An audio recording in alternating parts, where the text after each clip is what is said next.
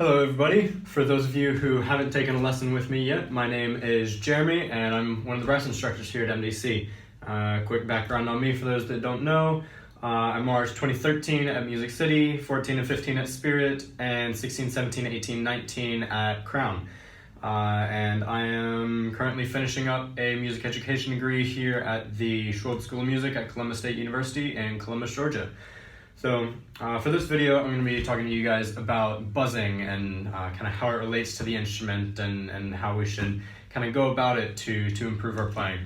So as you all know, the buzz is what creates the sound. It's the air going past the lips, causing them to vibrate, that sends the vibrations in the air through the instrument to be resonated for our audience to hear beautiful sounds.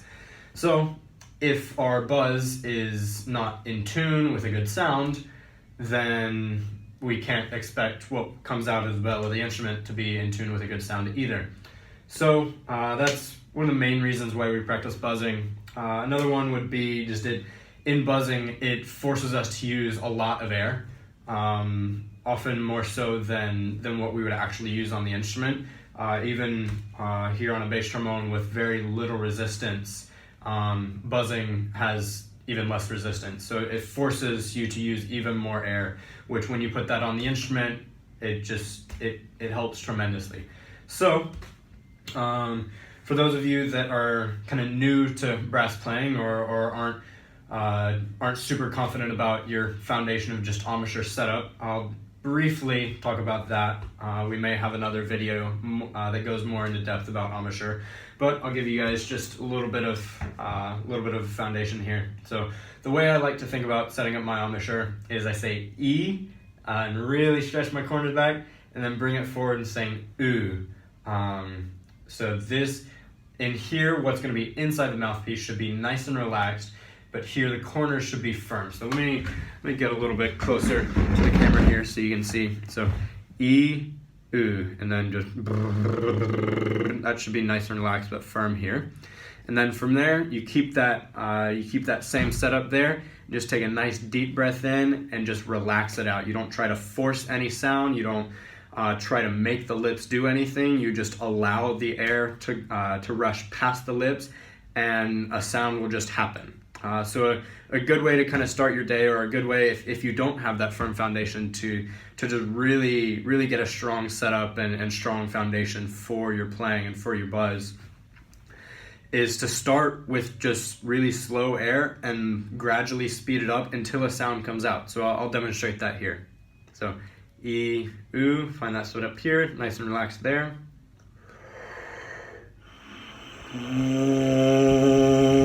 So you heard I started just slow, relaxed air and gradually sped it up. I didn't get more tense. I didn't push anymore. Just sped the air up a little bit, and after a little bit, it was fast enough that the lips started vibrating. So as you can see there, it really is all about the air. It's not about the buzz. So I said I wasn't going to go too in depth on that. So I guess I'll leave the foundation of buzzing and embouchure setup there for now, and get into kind of what do you do when you're buzzing. So when I buzz, I typically like to have, I guess you could call it a tool, something that isn't besides just the mouthpiece. So I have here, it's just I think it's like 1/4 inch diameter, just plastic tubing. You can get it at Home Depot for a couple cents. I just cut it. This is a 1/4 of the length of a lead pipe, and it adds a little bit of resistance there. It makes it a little bit easier to control, a little bit easier to focus. So I prefer doing that, or if depending on the instrument you have, most professional level trombones have interchangeable lead pipes, so I can buzz on that as well, and that's an even more focused sound there. That one is in a lot of ways harder to control because it's longer. So just different difficulties for different things. I like to do all sorts of variations because it works on it in a lot of different ways. So I generally start buzzing by just doing sirens around my comfortable range.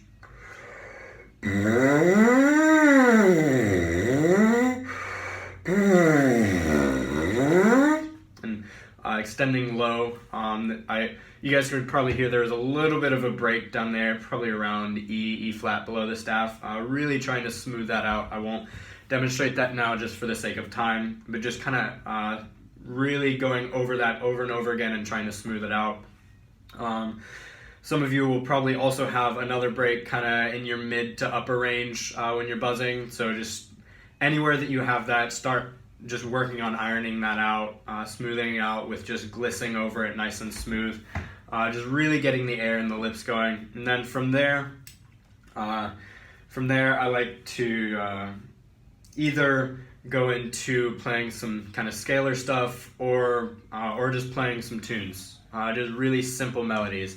So we'll do Amazing Grace.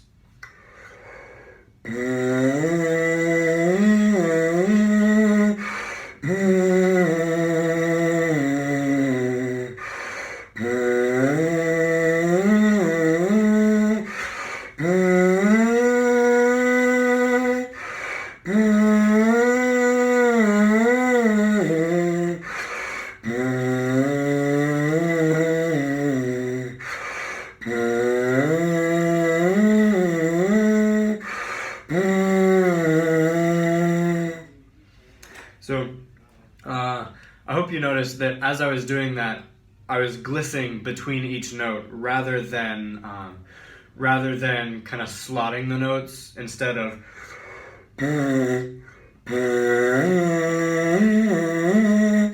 really just kind of sudden changes between notes, because when we put it on the instrument, how I like to think about it is everything I play is a glissando. Just whether or not it's you hear the glissando is dependent on how fast it is. So when I play, here's the beginning of Brahms' Four Serious Songs.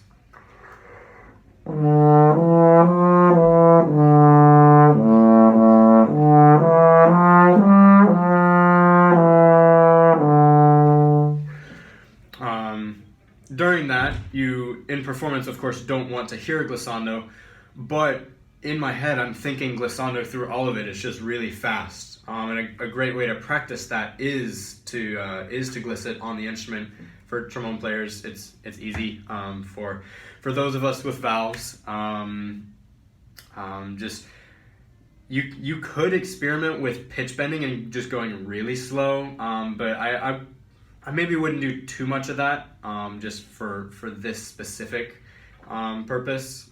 Pitch bending is very helpful for other purposes, and we can do another video on that. But just really getting the air going and not thinking about it for each individual note.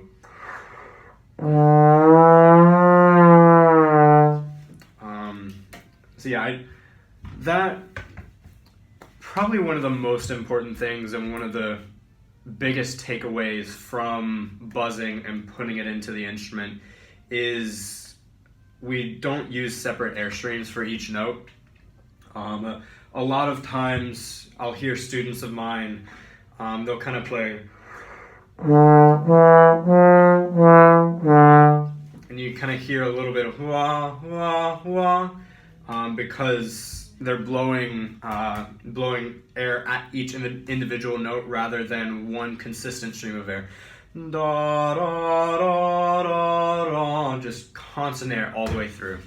So I know I kind of deviated away from buzzing a little bit, but I got you foundations of just embouchure setup and how to make a buzz, and then we went into a little bit of kind of how I do buzzing, and then I talked maybe a little bit more than I should have on how it applies to the instrument, but I guess maybe that's not more than I should have, because we're not going to go into performance and buzz. So